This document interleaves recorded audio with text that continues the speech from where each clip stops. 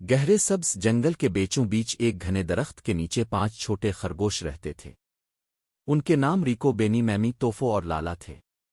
ہر خرگوش کی اپنی خاص بات تھی۔ ریکو سب سے تیز دوڑتا تھا، بینی کو گانا گانے کا شوق تھا، میمی بہت تجسس والی تھی، توفو چیزیں بنانے میں ماہر تھا، اور لالا کو کھانے کی چیزیں ڈھونڈنے کا فن آتا تھا۔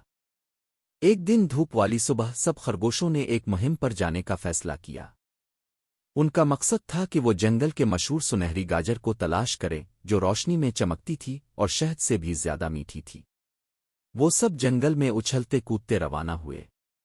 راستے میں ایک طوطا ان سے ملا جس نے الفاع کر انہیں صحیح راستہ دکھایا۔ ایک دانا کچھوا راستے میں ملا جس نے ایک پھسلن والی پہاڑی کے بارے میں خبردار کیا اور مشورہ دیا کہ وہ ایک ساتھ رہیں۔ جب وہ پہاڑی پر پہنچے تو میمی پھسل گئی، لیکن ریکو نے فوراً اس کی مدد کی۔ توفو نے بڑے پتوں سے ایک رسو بنائی اور سب نے مل کر رسو کے سہارے پہاڑی چڑھ لی۔ اوپر جا کر انہیں ایک چمکتی ہوئی غار ملی۔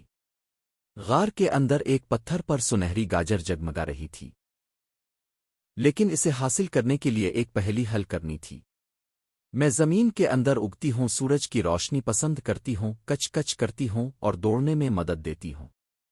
لالا نے زور سے کہا، یہ تو گاجر ہے، اور پھر پتھر کھل گیا۔ سب خرگوش خوشی سے ناچنے لگے اور گاجر کو آپس میں بانٹ کر مزے سے کھانے لگے۔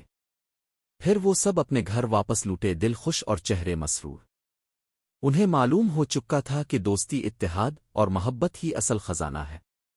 ختم شد۔